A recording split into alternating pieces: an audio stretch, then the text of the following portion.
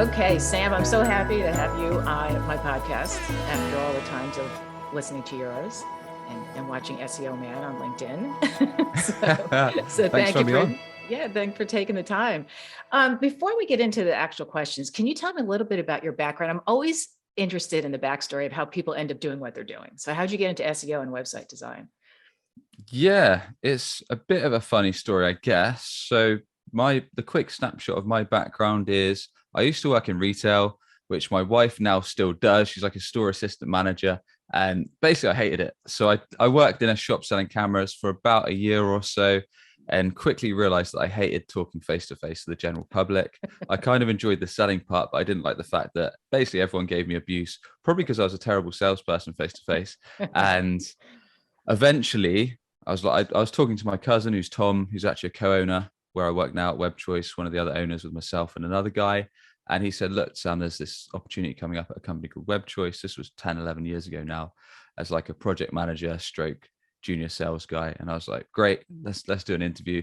Did an interview a couple of days later, and they basically said, yeah, you can start. So I quit that job there and then, the old retail job, got into building websites. Didn't really know what SEO was back then, and kind of started from the bottom up, really, like a bit like a jack of all trades kind of thing. So started off doing some project management, communicating with clients, doing some wireframing, so mapping out website builds, doing some sales calls, and just kind of dabbling in all ends of the spectrum, really. And over the last 11, 10 years or so, I've come and left WebChoice probably about 3 times until I came back about 4 or so years ago.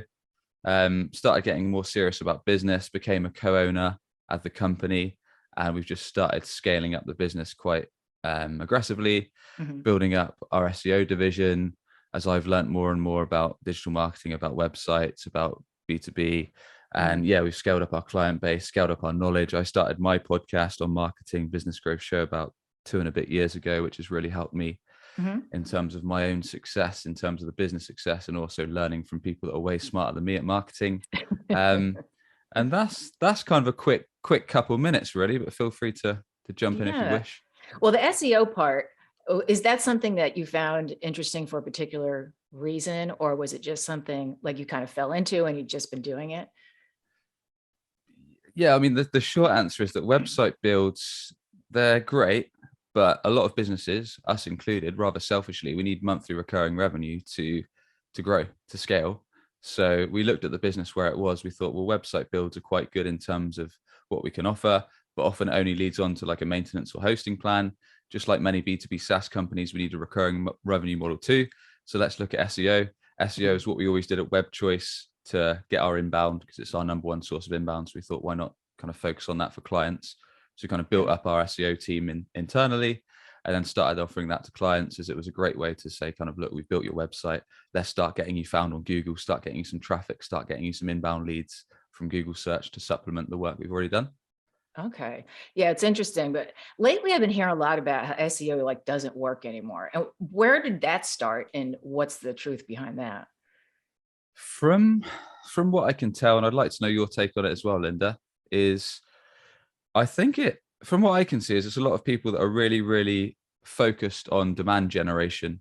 So people that kind of think that demand gen is the be all end all, which I think demand gen's great. I mean, we do it ourselves, right? I run a podcast just like yourself, put out content on LinkedIn, put out video content, build awareness. So demand gen is a rough summary is that you're basically putting out content. So over time, you're building trust in the market for people that aren't ready to buy yet. And then over time, you'll build up that positioning. They'll build trust in you. So when they do need help, they'll come to you, right? Right. Whereas SEO is the complete other end of the funnel. SEO, namely, if you want success in SEO, you're focusing on people that are actually aware that they've got a problem or aware that they need a solution. And they're going to Google, they're typing in, I need help with X, or best X provider, or CRM provider, or best whatever. Or they're comparing you to a competitor because they have high buying intent. They type it in on Google. If your website comes up in the first page in the first few results, the chances are they're going to click your website and then request to speak to sales or book a demo, whatever that call to action is. So I think a lot of people just disregard SEO because they think that demand gen is the be all end all. when Yeah. I'm not against demand gen. I like it. I do it. But I think that's creating demand. SEO or paid search as well is capturing the demand. Right. And I think a lot of people forget that doing both, having a multi-channel strategy, having a mix up in your marketing strategy is just a smart move, Hmm. especially if you're a business that wants to scale. Why would you not want to create your own demand and capture the demand that's already out there on the market? To Right. me, it just makes sense. I mean, it's certainly not dead because it's our number one revenue source, and a lot of clients and a lot of partners we work with, it's similar. Hmm. Um, the only I thing I would, agree. Yeah. yeah, go ahead. I was just going to say, I love that differentiation because I never really thought about it like that. And it comes down to levels of awareness. Like when, as a copywriter, we talk about, people who are unaware that they have a problem. And then people who are pain aware is usually where people start looking. But unaware could also be, I use the example of someone who has a plumbing business. I mean, you don't really think about your plumbing until all of a sudden your house is flooded and you go from Exactly. being unaware to being, at the upper end of most aware. So what it sounds like you're saying is that, for SEO is going to capture the unaware people who maybe all of a sudden need your service as well as pain aware, where demand gen is like, okay, I know, like for me, it's like, oh, people know I'm a copywriter. And so hopefully when they need someone, they'll consider me. So that's a great way to differentiate. You were going to say something else on that? Yeah, I can't really remember where I was going to go, but I can riff off what you said there. That's basically it. I mean, both things, having a successful business, if you're a marketer, if you're a C-suite, if you're a business owner, ultimately you want to kind of drive a profitable out of revenue and keep scaling your business. And if you do, like you say, demand gen, whether that's having a podcast, whether that's doing video content, whether that's LinkedIn, and then to raise that awareness over time so it positions you as the only choice. And then likewise, if you capture the demand, whereas these people, they might not know about your brand at all yet, but they're literally needing your help because, like you said, maybe their house is flooded, or maybe their CRM just broke because it overloaded with data and it's not syncing up to their sales cooling software, whatever that issue is. They urgently need your help. They type it on Google, and then the chances are they can convert on your website. Mhm. But SEO can also help with kind of less higher intent buyers. So we're talking about then capturing high intent buying demand, but it can also equate to people that are at the comparison stage. So maybe they're Mhm. comparing your product against a competitor on the market, i.e., A product versus B product. And Right. then if you've got a useful article on your site that kind of shows the advantages of both and kind of positions you as the leader, maybe they'll inquire you there. Yeah. Or even higher up the funnel, very early awareness stages where people are searching things like how to do X or best ways to do B or top tips to do Y, which, yeah, that's kind of really, really early in the sales funnel. But if you're providing useful content, maybe someone will sign up for your email series, or maybe someone will check out your video channel, your podcast, and then they're kind of aware of your brand. So then a demand gen can link back to that. So there's a lot of ways that SEO can add value to a business. Mhm. Yeah. And so now you're talking about like solution aware where people are comparing. And that happens a lot, especially when you have sites like Amazon, where they actually literally have these charts, like here's what you're looking at, and here's what all the other ones are out there. But that's B2C more than B2B. But one of the things I wanted to ask, I heard you recently on another podcast and talking about, it was more about website design you were talking about Okay.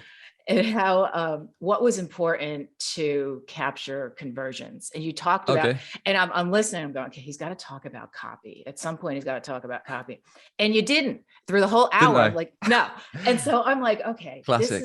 I have a bone to pick with you about that. So what, what is it? Because the reason I'm asking too is that I work with web designers and developers, and there's almost not a clash, but it's like they have something in mind. And you did say that, copy is supposed to be first before the design, because Okay. as you said on this particular interview, that can mess up the design. So, I mean, how does copy and website or SEO, how should they work together? And is it just my Mm. imagination that I get pushback? This is a good question, but you're probably right. I probably did neglect it. I was probably trying to squeeze as much as I could into like 5 minute conversation, probably trying to talk about SEO conversion, and just it slipped over my head, which does sound very much like me. But no, you're completely right. I mean, copy content is a huge part of a website build, right? And like you said, it should be ideally you want to think of it before you do designs, because it might throw out the designs. It might be like you say, the design is trying to squeeze all this illustration, this formatting, the mobile view, the desktop view around it. But yeah, when you're talking about SEO, if we're breaking it down in its entirety, and you're talking about a website redesign or a fresh website build for a startup, whatever position you're in, then yeah, it's super important, because if you're doing things like starting an SEO campaign and you've just nailed maybe some of the target keywords or search terms that you want people to actually find your website for, Mhm. around your product, around your offering, um, then actually making sure that the content on your site resonates with that and is going to be relevant, is going to be helpful. So if you're talking about your homepage, it's going to give clear messaging on what you do, how you help, how to get in touch. If you're talking about information or service pages, it's going to clearly show the value prop. It's going to show how it solves people's problems. It's going to answer their common questions. It's going to handle their objections, which is not only good from an SEO point of view, because it tackles those pain points, but it's also good from a user experience because it's giving people the information they need nice and quick. So yeah, definitely agree that content's a big part. Mhm. It just It's seems probably, like it's kind of, well, some people will focus so much on design. I remember seeing a website from it was another copywriter a few years ago, and I think she's since changed it. It was so animated, and so, I mean, visually, it was like something, like a movie set. I mean, it was crazy. I don't even remember what the copy was, but it had like cans of soda rolling around, and the soda had different logos on it, and it was involved. And my first thought was, that's really cool. I want that. But then I thought, yeah. it really takes away from the messaging. I mean, can you do too much in that way with design that it gets away from, just it's distracting Oh, from for what you sure. from the For messaging. sure. And like when we first started building websites, we had a bad habit, which is basically to let the customer or the client do whatever the heck they wanted with their design. Mm, Like we're talking like 9, 10 years ago when we just got into it. And the problem is that, yes, you can make a website that looks slick, that's got all these mad animations like you mentioned there, and looks completely state of the art. But then you've got to think, do I want my website to look like a Picasso, like to look like some awesome picture or painting, or do I actually want it to generate results for my business? I.e., let's say in the B2B space or the service industry space, most people want their website to generate a steady flow of sales inquiries or leads or demo requests. all right. If your website is focused on looking amazing, looking like a work of art, it might take you away from the fact that the messaging, as you'll know, Linda, has got to be crystal clear on kind of what you do, how you're going to help them, how you're going to fix their problem, then maybe layer that up with some social proof, some testimonials, accreditations, etc., and then point them to speak to sales. Whereas if you're purely focused on a world-class design that's just crazy, that's really animated, not only is it going to take away from the fact of the actual end result you want, it's going to perhaps deter people because they might get annoyed that they can't find what they're looking for. It might slow down your website as well. It might be a Yeah. poor load speed, and it's just, yeah, it's all about a balance, right? Like many things in marketing. Right. Well, what do people get wrong as far as like SEO on their website? And the reason I asked this is I was once hired to redo the copy for an entire website because the CEO had hired an SEO copywriter. So it ranked real high up in Google, but the copy itself was very bland. But the phrases that they wanted were all over it. I mean, is there a Right. way to incorporate SEO in a more subtle way as far as the copy goes? Like, where can And you use it so that it has the most impact? yeah, I mean, it's very situational, right? Like you said, because some sites do rank well and they're just jammed with target keywords. And keyword stuffing is definitely an outdated practice. It might trick Google for a little bit, but eventually they might kind of down rank or even blacklist your site, which is definitely what you don't want. Wow. Or like you said, if a kind of half sensible person lands on your site and they can just they're taken to an information page. So let's go back to your plumbing example. So maybe you need a plumbing help and you type in like plumber near me. You click on their website and it just says, we are plumbers near you, we are helping with plumbing near me, and we're plumbing right near you now. And it's like, what? This website doesn't even make sense. You'll probably think like it's a fake site and just click onto another one. Whereas, like many things, like I was talking about before, it's striking a balance, right? So ideally, you want someone that's putting together the content, as you'll know, Linda, that's going to be have some kind of expertise in the field that can actually speak some sense on this topic, Yeah. provide some useful content to the reader, whether that is talking about how they get the job done, talking about how they fix the issue, answering some questions around it, maybe Right. supplementing that with some infographics, some videos, whatever supporting content they want, some statistics, etc. but at the same time, making sure those relevant search terms are incorporated, but not jammed on the page. Yeah. Yeah. So it reads terribly.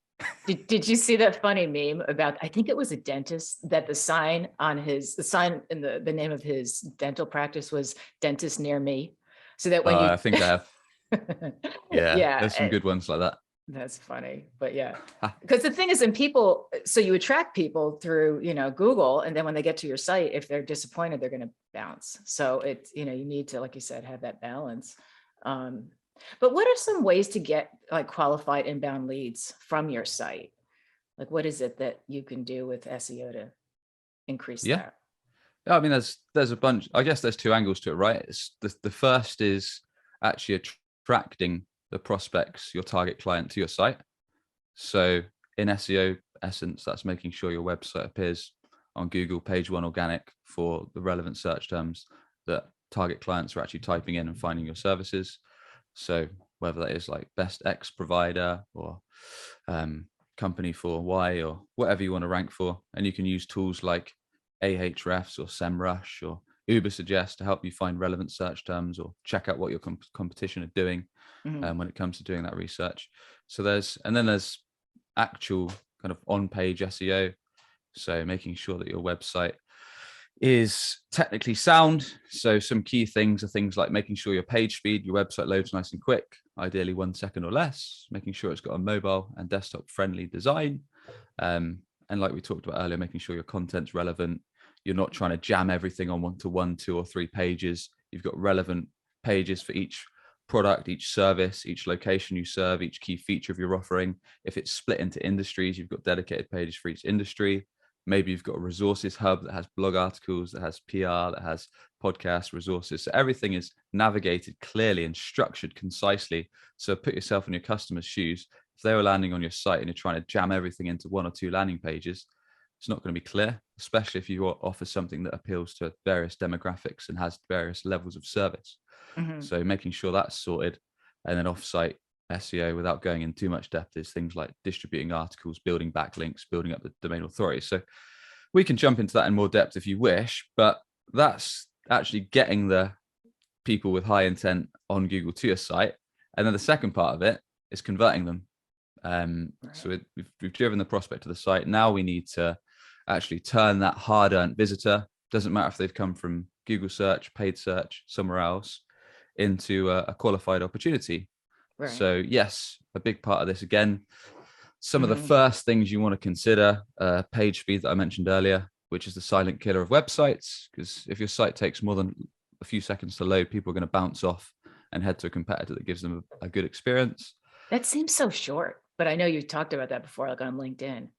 That's really like 1 to 3 seconds. Is that the general rule? I recommend 1 second or close to. Wow. Reason being is because it is a Google ranking factor. And also, I mean, if you put yourself in prospect shoes, I mean, I don't know about yourself, Linda. Feel free to correct me. But I'd probably give a site kind of 2, 3 or so seconds to load the homepage. But then if it kept being slow as I flicked through, so if I was trying to look at their services, about page, maybe pricing, and eventually contact, it would get quite frustrating until I was eventually ready. So yeah, it's going to put people off. Yeah. And yeah, there's a page speed straight away. And then messaging, we've talked about a bit. As soon as someone, for example, lands on your home or landing page, you want to clearly show what it is you do. So if you're stuck on what to use for your headline, avoid award winning, then don't do what every other company does. Yeah. Try and avoid jargon, which I'm sure you talked about as well, Linda. But yeah, I don't think you can go too far wrong. What's your take? I mean, if people are unsure what to put their headline, I say if you're not sure at all, clarity is usually the best route. So literally say exactly what you do. exactly. We do X to bring Y result. And then you can refine that over time for your headline. Yeah, I talk to, like when I work with a client, I talk to their customers, and ideally as many as I can get. And I find out what's the differentiating factor? What's the value proposition? And for SaaS companies, especially, that usually is what you see on their hero section, the big banner on the top. I'm defining because I've had people email me, what is the hero section? Yeah. But yeah, so it's the big banner on top, and it really should say right up front. Like, it's interesting because moving into this new house that we got a postcard the other day. And in fact, I'm thinking of breaking it down on LinkedIn because it's so interesting. I couldn't tell what they were trying to sell me. It had a table that was nicely set. The name of the business was in French or something, and it looked like, I couldn't tell if it was a food delivery service, if they sold like a Williams Sonoma sort of thing. And I got on their website, still couldn't tell. And Mm. so, and it seems like they're successful. I mean, I think businesses can be successful in spite of themselves if they're well known enough. But yeah, I agree that, I mean, you need to right out of the gate tell people what you do. It turned out, I Yeah. think they sell, I still am not sure, kitchen furnishings, like dishes and stuff. Okay. I don't know. Yeah. Yeah. But Yeah. yeah, it's an important thing. Yeah, for sure. Yeah. I mean, exactly. Because if you're driving people that have never heard of your brand before, ultimately you want to kind of clearly demonstrate straight away how you're going to be, what you do and how it's going to help them.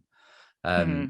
And then a couple other kind of key points on the conversion point is having that main call to actions, the main thing you want people to take above the Right. fold. So before someone scrolls, whether that's learn more, book a demo, view our work, view our portfolio, etc. Maybe you've Hmm. got two call to actions to view the work, view the or contact sales. So giving people the option, if they are ready to inquire, to do it fast. And whilst we're on that note, menu nav, I mean, this is a basic one, but having your main call to action top right or stuck at least in your menu navigation. So no matter when people scroll, your menu nav is sticky. It's fixed to the top of your site. So when people Hmm. scroll down, they can easily click to kind of book that consult call or whatever your main call to action is. And then what you'll find is not many people on pages of websites actually always scroll to the bottom. So once you've done your value prop and your hero and your banner area and you've had your call to action, you probably want to layer some social proof quite quickly Right. to build some trust. So whether that is having like a testimonials section, whether that is showing who you're accredited with, whether that is a customer interview video with results you've brought or something like that, kind of smash people over the head with some proof that you can do what you're claiming quite quickly. Because not everyone scrolls down right the way to the bottom. And some people kind of put their testimonials right at the bottom of the site, which is almost a risk because Yeah. it doesn't often happen that people scroll that far. So that's a couple of things straight on the homepage.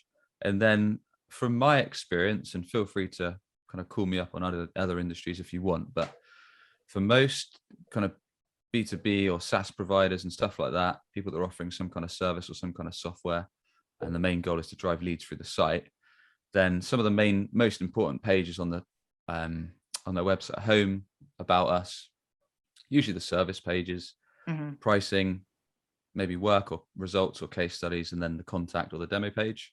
So yeah, considering those pages are quite important. Making sure everything is clearly sharing kind of what you do, the problems you solve, how you help, answering common questions, which you talked about just now. So if there's common questions that you get on a certain topic on sales calls, then leveraging those on the page itself is always useful because it's going to save your sales team time. And it's also Hmm. going to perhaps give people the information they need to be in order to then contact you or handle their objection. Don't be afraid to, if you are a service or software provider or anything similar, don't be afraid to show your pricing, because you might get, the reason being is a lot of people are scared, a lot of businesses are scared to show pricing because they think they'll get less leads, which is actually true. Because less people want to speak to sales, but it's good because it helps qualify Right. prospects. Yeah. And I don't know about you, but I'd rather speak to people that can afford my stuff rather than have a 20-minute convo with someone that can never, ever afford to work with me. Yeah. No, I love wasting my time. No, no, I have pricing on my page, even though I do a lot of custom, sort of work, but at least to give people an idea of what to expect, because copywriters, pricing is all over the place. I'm sort of in the middle Sure. as far as my Sure. pricing, but I don't want, because it's happened enough times, I'm sure with you too, people get on the phone with you, and even though they don't say anything, when you talk about price, you never hear from them. And that's what it is, so why not just, be upfront? So I agree with that. One last question. So what do you think, or what is the biggest frustration for you when, like, something you see over and over again that people do either with SEO or their website, aside from what you've already talked about? Is there anything else? Like, Yeah. Oh yeah, there's loads. I mean, I've literally got a list of probably about 100 points, but Something that I should have mentioned earlier is probably one of my biggest issues. Let's do one for SEO and one for websites. I mean, the Okay. biggest issue for websites for me is when people design it over what they personally think looks great. Oh, So, ego. and Yeah. and like I say, yeah, they design it for ego, which is a killer for most marketing things. Doesn't matter if it's your website, ads, offline advertising, etc. So really drilling down into, which as you talked about earlier on customer research for content, um, drilling down to what your kind of target clients actually care about. So if you've got a website already, why not take 5 to 7 of your best current customers and say, look, do you mind sitting down with me for 5 minutes, 10 minutes, whatever, going through the existing site? Let me know what you think works well, what you think's missing, which is Hmm. important. Hmm. Because that's when they might bring up things like, oh, I It's a would have great liked to see idea. pricing or case studies or certain Hmm. results, what you think can be improved, what's not detailed enough, and just getting those key points really on what they think needs work. And also ask them if you can interview prospective customers, perhaps people that you've not yet done business with, which is a little bit more difficult, I appreciate. So that's when you want to leverage your network or offer people some kind of incentive to chat with you. Now, if you can understand things about what they target clients care most about when viewing a vendor in your category's website, that's really, really useful. Because like from my interviews I've done, that's why I know those kind of key pages, home, about, services, kind of portfolio results and pricing and Hmm. contact are really important. So if you can know the main pages that people want to see, if you can understand what they actually want to see on them, whether that is like customer video interviews, whether that's getting your messaging right, whether that is some kind of other social proof or another way to contact you. So perhaps you've limited your contact options just to a calendar, and maybe people would rather give you a call right here and now, or maybe people Hmm. would rather speak to you on email. So understanding what they actually want to see on your website. And then once you've got the feedback, leveraging the common things that are said, leveraging the patterns, and then building that into your website. But with that said, customer research is great, but a website's Hmm. never the finished article, right? There's always Hmm. little tweaks and changes to your content, your design, your pages that Yeah. you can Yeah. do. And that's when you can leverage things like analytics and heat map tools and lots of other little things to improve your session Hmm. times and conversion rates. So it's never ending, but those are some basics. Okay. And SEO, is that included in the SEO? What Yeah, so SEO, what are probably the one of the worst most things? frustrating Yeah. things is when, I think I said this the other day on LinkedIn actually, but when website companies or website agencies say that a website is fully SEO'd just because they installed a plugin like Yoast on WordPress or something similar. Um, I wish it was that simple. And Yeah. unless you're in a super niche industry like selling secondhand bikes in the southeast region of Texas, and that's your target keyword, you're probably not going to rank on Google, because there's a lot more that goes into SEO, like I talked about earlier. So doing your keyword research, your on-site work, your off-site work, your link building. Sadly, there's a lot more that goes into it than just installing a plugin or putting a few words on a page. Yeah. Um, yeah, That's why you get clients, because you have people like me who, the only thing I know about SEO is that there's keywords I should have on my site, and that's where it begins and ends. And I well, never yeah, seem to have enough according to my website person. So but then you're yeah. great at copy, and I'm not that good at writing. So swings and roundabouts. So yeah, you have to work with your strengths, that's the thing. So is there anything else you wanted to mention that I haven't asked you about this Um, topic? I think we've covered most of it. I mean, if you want to ask me on any more actionables on SEO, then happy to jump into that now or at a later date. Or if there's anything else you want to know around kind of the difference between demand gen, demand capture, and those kind of things is what people ask me. But I think we've covered How, some of the basics. how about 3 SEO tips? Like, since that's really that's something like I would like to know personally. So I figured maybe there's other people. Like, if you're looking at your website and you're thinking, okay, I need to rank higher on Google, what are things, like maybe 3 things you can do right away? Yeah.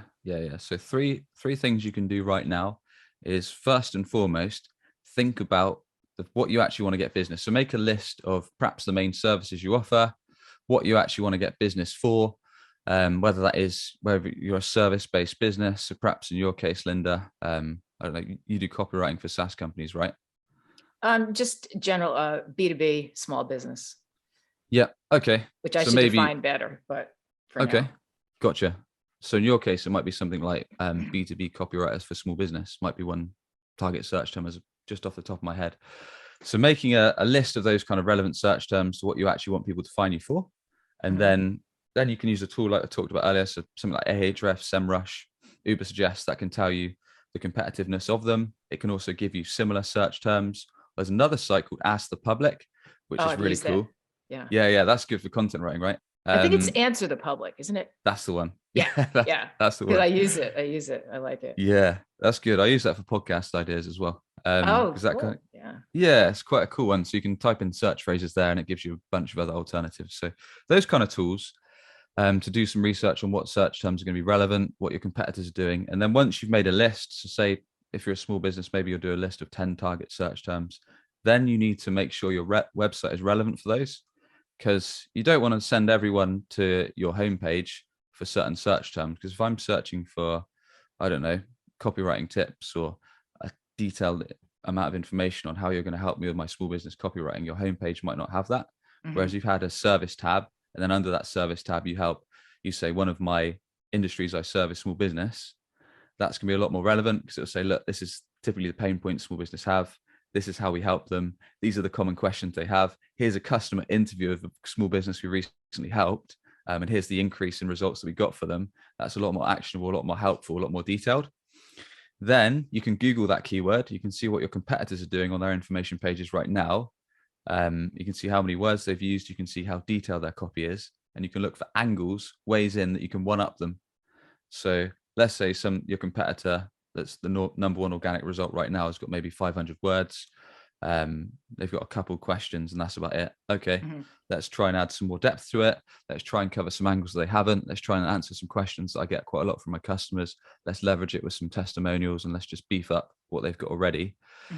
That's the second tip. And then after that, this is all on-page SEO stuff. After that, then yeah, if you have got a WordPress site, you can install a plugin like Yoast and you can start doing things like adding page titles, adding meta titles and descriptions, which is the result that's shown on the search engines, doing other technical SEO points and making sure your website is mobile friendly, making sure it loads nice and quick, making sure you have got that menu structure navigation like we talked about. And then also making sure your website's got a sitemap.